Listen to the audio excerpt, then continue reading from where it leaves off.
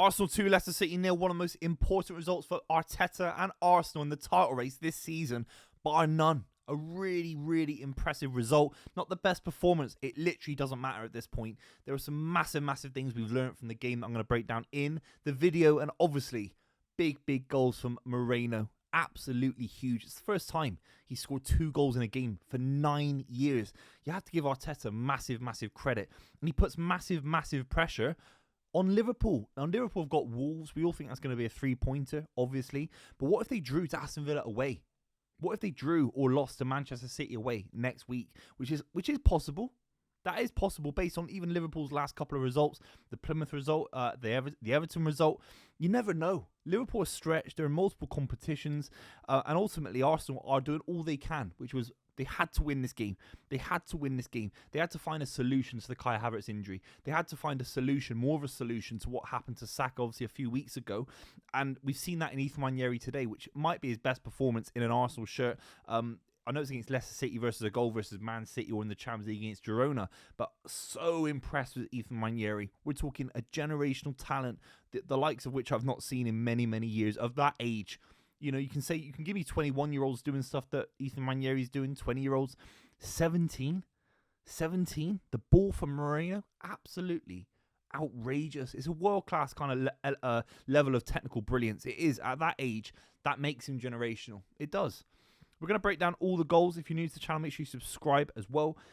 Obviously, an overview of the game, it was tight. I thought Leicester City dug in very, very well. I thought their midfield, particularly Samari, was all over the park, making things very, very difficult for Arsenal.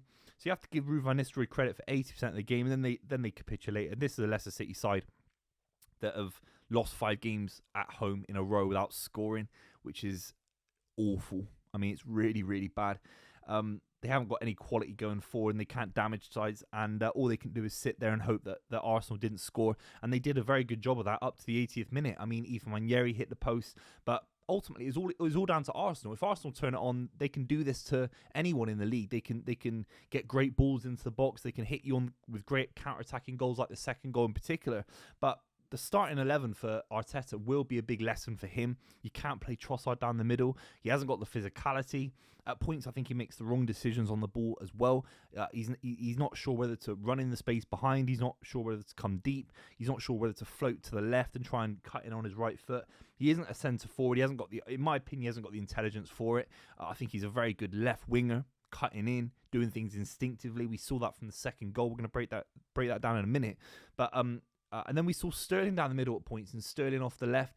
It's probably his worst ever game. And I've watched a lot of Raheem Sterling, obviously. We are looking at a guy that is at the end of his time at the top end of Premier League football, unfortunately. That's just the way it goes. Sometimes you peak very, very young. So, like Harry Kane's, early 30s, similar age to Sterling, banging them in the Champions League. That's just his physical profile. That's just the kind of career he had. Sterling is way over the hill at this level, in my opinion. He won't be playing for Arsenal next season. He won't be playing for Liverpool, for a top 6 side. I think he'll be lucky to be playing for a top 10 side. Maybe he's a Brighton, maybe he's a Brentford kind of player. And that's no disrespect to Raheem Sterling. Ashley Young's playing for Everton, and Man United fans would have said 10 years ago he's an outstanding winger for Premier League champions under Sir Alex Ferguson 15 years ago. So things just, you just do decline. But Sterling's performance today, 3 take-ons against Leicester City defenders, 0 completed. There's a moment where he gets this opportunity on the outside of the box where I've seen him score loads of goals like that, actually, for Manchester City, and he gives the ball to Ethan Nwaneri. I mean, we're talking about Raheem Sterling should be giving Ethan Nwaneri the confidence and kind of hogging the ball and showing him what to do. But it feels like Ethan Nwaneri is the real master of the front 3. He's the guy that people trust more than anyone else, which is absolutely crazy. The proof is in the pudding with footballers. Who footballers give the ball to / who footballers choose to ignore in build-up play, in terms of how they find that player, says everything you need to know. When I watch Man United, the ball wouldn't get to Anthony. That's just down to footballers. They don't trust him. They think they're going to lose it. Højlund doesn't always get that ball because they don't trust his first touch.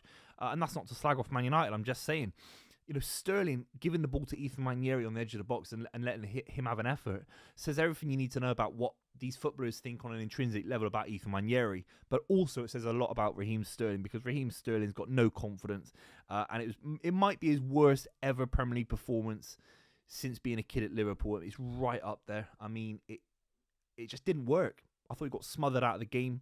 And obviously he goes off as well as Trossard from the front three. Ethan Nwaneri stays on. Let's just talk about the goals and what they mean to Arsenal moving forward.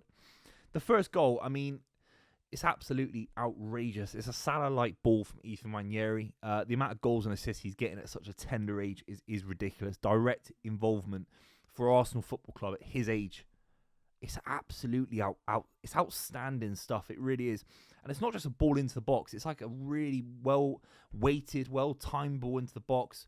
Moreno beats the offside trap, and it's a great little header. We've seen Salah do that about 1 billion times for Liverpool. There aren't many players that can do it with that kind of deft quality. That little jink into the box is outrageous. It's outrageous. And then the second goal, it's a very, very big goal for Arsenal because Leicester City did go down the other end. They didn't have really a chance. It was maybe more of a half chance that went, I think, across the face of the box. Nothing major, blocked by the Arsenal back line. Then that bounces into Odegaard. Odegaard smashes it. Smashes it into Calafiori. Calafiori plays it almost first time into Trossard. Trossard across the face of the box. And it's a second goal for Moreno, who's in the right place at the right time. Great finish as well. I mean, does Kai Havertz bury that? He would have missed. There's 1 in 2 chance he misses that, Kai Havertz, which says everything you need to know. So we're talking about this Arsenal side that within 10 minutes picked themselves up. They had someone to fire things into. They had someone to aim at. I think that's important in football sometimes. When you're struggling away from home, big pressure, title race on the line. Because if they lose today, they're out of the title race. I think sometimes, even if it could be anyone. Man City used to have James Milner down the middle for a period of time. Man City had Ilkay Gundogan down the middle. False nines, if you can get them right and you just find a figurehead, they don't need to be Thierry Henry down the middle. They don't need to be Alan Shearer. They can just be a figurehead, a bit like a Duncan Ferguson, and things can just bounce off of you a little bit. You can cause a bit of havoc. Moreno has to start the next game. Moreno has to be the figurehead, in my opinion. Kai Havertz is obviously out basically to the end of the season. I think Saka coming back. You can get Ethan Nwaneri in this side as well. Saka's not going to be back for a while, but what I'm saying is, in the back 3 or 4 games of the Premier League title challenge for Arsenal, having Saka come back into the fold will be massive. They don't need that number 9 in the same way. You could argue they've not really played with a great number 9 for a couple of years anyway, because of Jesus' injuries, because of Kai Havertz not necessarily being a top-level striker. You have to give Arteta flowers. He could arguably not have done this. He could have not substituted Mikel Moreno on in that position. It might have gone against some of his principles. He likes those diminutive kind of forwards. He could have put Ethan Nwaneri down the middle. He could have changed it up in a big way. And he didn't. He made the right decision. You have to give Mikel Arteta massive, massive credit. The midfield for Arsenal, I thought actually this is where the midfield for Arsenal, you have to give them a little bit of credit because they always keep Arsenal in the game. They keep chances very, very minimal for the opposition when Arsenal aren't firing in the front 3. And this midfield will have to be far better than it was against Leicester City going into bigger games in the title race for Arsenal. I thought Rice had a good game, actually. I thought Jorginho, when he came on, Odegaard a little bit quiet. But ultimately, this midfield, if they can pick up the goals, if they can get balls into the box, they can run onto things that Moreno flicks on for them. This is where Arsenal will absolutely flourish if they can build their way into the Premier League title race this season. They'll be looking at the Liverpool game with huge interest. Wolves have got a small chance, particularly with the wobble that Liverpool have had in the last few weeks. But the big one is Aston Villa midweek. Arsenal will be looking at that in a big way. And then Manchester City after that. Arsenal have to keep winning games. And they've got more than enough now to do it. Not the best players in the world. I think Sterling starting this kind of game at this stage in the season, it's a bit of a failure in kind of the squad management because he's not at the level, in my opinion. Trossard having a poor game. But it's all down to Ethan Nwaneri. Ethan Nwaneri, if you can give him the ball, he's an outstanding world-class talent at his age. He's the best player of his age in the world. And Yamal's just moved into the 18-19 category. At 17, I don't think I've ever seen anything like it in terms of technical brilliance. Rooney had this element of explosivity. Rooney was a better player than Ethan Nwaneri at the same age. But Ethan Nwaneri is right behind him. I've not seen many. What he can do, the crossing today, the passing today, the dribbling, the take-ons, outstanding. Absolutely outstanding. Let me know what you think in the comments down below. I'll be talking about Liverpool Man City in the Premier League title race this season on the channel. I'll see you very, very soon.